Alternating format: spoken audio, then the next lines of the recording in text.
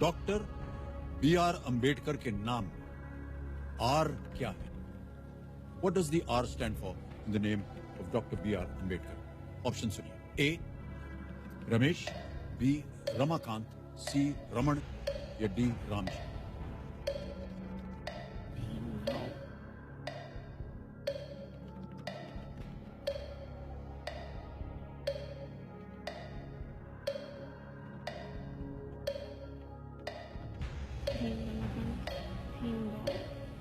Sir सुना भीमराव अंबेडकर है, but are पूरी तरह से नहीं आ रहा।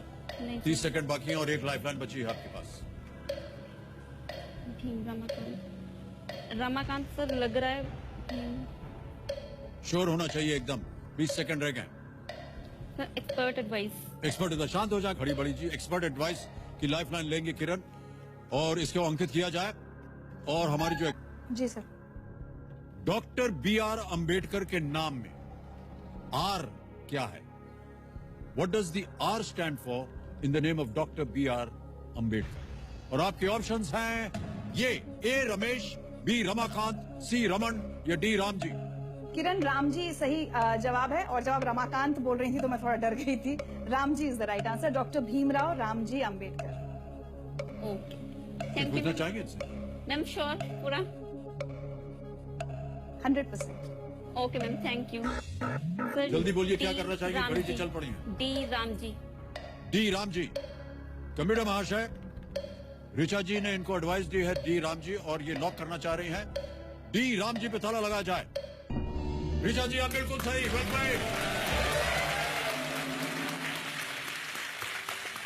आप धन्यवाद दे दीजिए उनको। Thank you ma'am, thank you so much.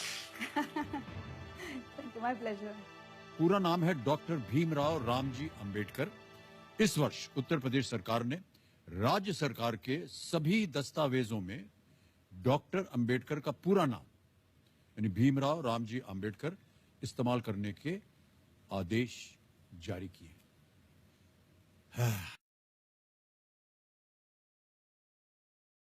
घोर अपमान और तिरस्कार के बावजूद सबको सुख देने वाले आजाद भारत का सपना देखा था।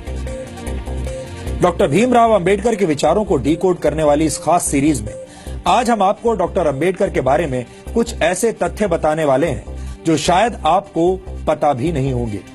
इन तथ्यों को जानने के बाद आप समझ जाएंगे कि कैसे इस देश की जनता के मन में डॉक्टर अंबेडकर के बारे में भ्रम फैलाने की साजिश रची गई। डॉक्टर भीमराव अंबेडकर का भारत के विकास में जितना योगदान रहा है उतना शायद ही किसी और राजनेता का रहा हो। एक अर्थशास्त्री, समाजशास्त्री, शिक्षाविद और कानून के जानकार के तौर पर अंबेडकर ने आधुनिक भारत की नींव रखी थी और देश उनके इस योगदान को लेकर आज भी जागरूक नहीं है। आपको बता दें कि डॉक्टर अंबेडकर संविधान की प्रारूप समिति के अध्यक्ष थे। उन पर आधुनिक भारत का संविधान बनाने की जिम्मेदारी थी और उन्होंने ऐसे संविधान की रचना की जिसकी नजरों में सभी नागरिक एक समान हो, जो धर्मनिरपेक्ष हो और जिस पर देश के सभी नागरिक विश्वास करें। एक तरह से भीमराव अंबेडकर ने आजाद भारत के डीएनए की रचना की थी। इसके अलावा डॉक्टर अंबेडकर की प्रेरणा से ही भारत के फाइनेंस कमीशन यानी वित्त आयोग की स्थापना हुई थी। डॉक्टर अंबेडकर के आइडियाज से ही भारत के केंद्रीय बैंक की स्थापना हुई, जिसे आज हम रिजर्व बैंक ऑफ इंडिया के नाम से जानते हैं। दामोदर घाटी परियोजना, हीराकुंड परियोजना और सोन नदी परियोजना को स्थापित करने में डॉक्टर अंबेडकर ने बड़ी भूमिका निभाई थी। भारत में एम्प्लॉयमेंट एक्सचेंजेस की स्थापना भी डॉक्टर अंबेडकर के विचारों की वजह से ही हुई थी। भारत में पानी और बिजली के ग्रिड सिस्टम की स्थापना में भी डॉक्टर अंबेडकर का अहम योगदान माना जाता है। भारत को एक स्वतंत्र चुनाव आयोग भी डॉक्टर भीमराव अंबेडकर की ही देन है। ये वो योगदान है जिन्हें आजादी के बाद की तमाम सरकारों ने हमेशा ही अनदेखा किया है। यानी योजनाएं और विचार अंबेडकर के थे, लेकिन उनका श्रेय दूसरे नेताओं ने लूटा। यहाँ हम आपको भारत के पहले प्रधानमंत्री पंडित जवाहरलाल नेहरू और डॉक्टर भीमराव अंबेडकर के बीच चले राजनीतिक शीत युद्ध यानी पॉलिटिकल कोल्ड वॉर के कुछ उदाहरण भी बताना चाहते हैं। डॉक्टर अंबेडकर जवाहरलाल नेहरू की सरकार में प्लानिंग का मंत्रालय चाहते थे, लेकिन नेहरू ने अंबेडकर को सिर्फ कानून मंत्रालय दिया, प्लानिंग मंत्रालय नहीं दिया। डॉक्टर अंबेडकर विदेश और रक्षा मामलों की समितियों में सदस्यता चाहते थे, लेकिन नेहरू सरकार ने डॉक्टर अंबेडकर को ऐसी किसी भी समिति का सदस्य नहीं बनाया। डॉक्टर अंबेडकर नेहरू सरकार की विदेश नीति से असहमत थे। डॉक्टर अंबेडकर हिंदुओं में सामाजिक अधिकार और महिलाओं को संपत्ति का अधिकार देने की बात करने वाले हिंदू कोड को समाज सुधार के लिए जरूरी मानते थे, लेकिन नेहरू सरकार ने अंबेडकर के मंत्री रहते हुए हिंदू कोड को स्वीकार नहीं किया। यहाँ तक कि डॉक्टर अंबेडकर को भारत रत्न सम्मान देने के लिए भी कोई पहल नहीं की गई। उनकी मौत के 34 वर्षों के बाद 1990 में वीपी सिंह सरकार ने उन्हें भारत रत्न से सम्मानित किया, जबकि कांग्रेस ने डॉक्टर अंबेडकर को भारत रत्न से सम्मानित करने के लिए कोई कदम नहीं उठाया। अब आप समझ गए होंगे कि बाबा साहेब डॉक्टर भीमराव अंबेडकर से जुड़ी तमाम सच्चाइयों को हमसे और आपसे कैसे दूर रखा गया है। इन सच्चाइयों को जानना और समझना आधुनिक भारत के निर्माण के लिए बहुत जरूरी है। डॉक्टर अंबेडकर को जातियों की सीमा में बांधना और उन्हें सिर्फ दलितों के मसीहा के तौर पर पेश किया जाना उनके साथ बहुत बड़ा अन्याय होगा। इसीलिए आज हम डॉक्टर अंबेडकर के मूल विचारों को आपके लिए डिकोड कर रहे हैं।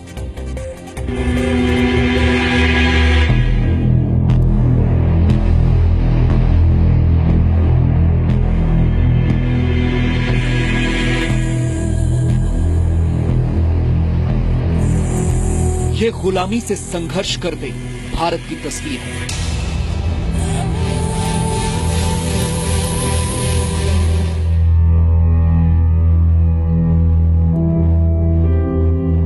सैकड़ों वर्षों के संघर्ष के बाद हम आज आजाद तो हैं, लेकिन देश के कई नागरिक ऐसे हैं जो आज भी अपने हक की लड़ाई लड़ रहे हैं।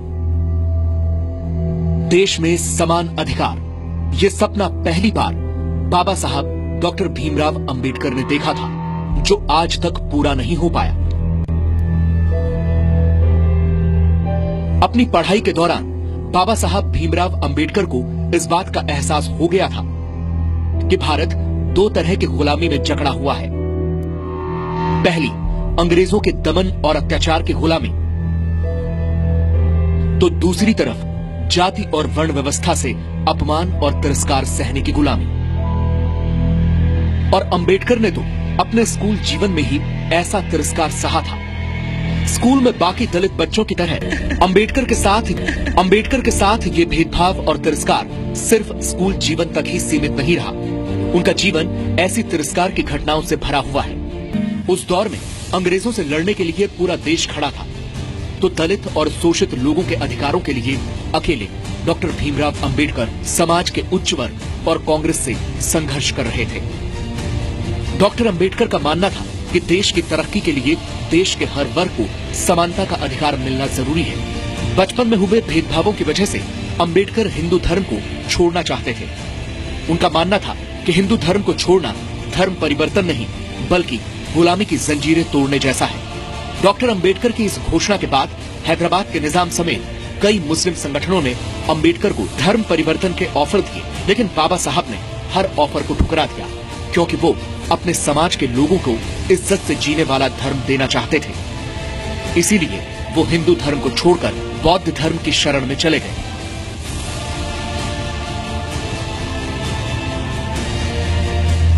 पंद्रह अगस्त 1947 को आजादी का जश्न डॉक्टर बाबा साहब अंबेडकर के लिए एक बड़ी जिम्मेदारी लेकर आया।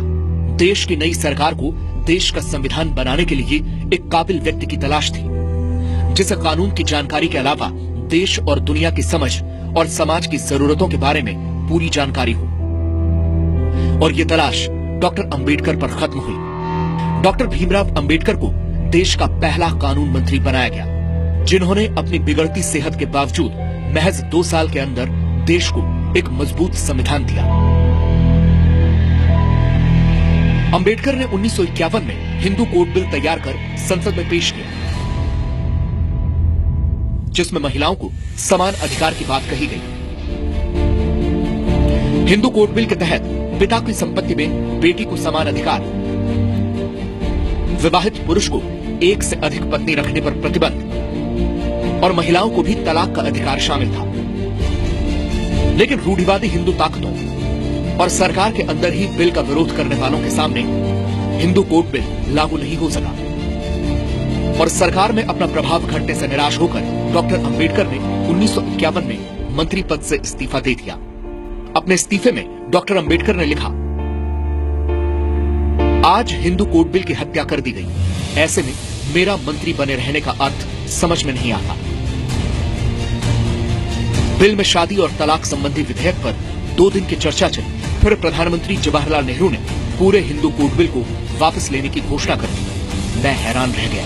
मैं ये मानने को तैयार नहीं हूं कि तलाक और विवाह संबंधी बिल को समय की कमी के चलते पास नहीं करवाया जा सकता है। मुझे प्रधानमंत्री की नीयत पर शक नहीं है, लेकिन हिंदू कोड बिल पास कराने के लिए जिस संकल्प और ईमानदारी की जरूरत थी वो उनमें नहीं दिखी। अपने इस्तीफे के बाद डॉक्टर भीमराव अंबेडकर ने खुद को राजनीतिक जिम्मेदारी से भले ही अलग कर लिया था, लेकिन सामाजिक जिम्मेदारी अपने अंतिम समय तक निभाते रहे। डॉक्टर भीमराव अंबेडकर को आज तक सिर्फ दलितों के मसीहा और संविधान निर्माता के तौर पर पेश किया गया है, लेकिन उनकी भूमिका एक राष्ट्र नेता की रही, जो चाहते थे कि देश का हर वर्ग आजादी की खुली हवा में सम्मान की सांसें ले सके। आज तक भीमराव अंबेडकर को सिर्फ दलित अधिकारों के लिए संघर्ष करने वाले नेता और संविधान निर्माता के तौर पर ही पेश किया गया, लेकिन आज हमने आपको दिखा दिया कि कैसे डॉक्टर अंबेडकर की छवि के साथ एक सोची समझी साजिश रची गई और उनके योगदानों का श्रेय किसी और ने ले लिया।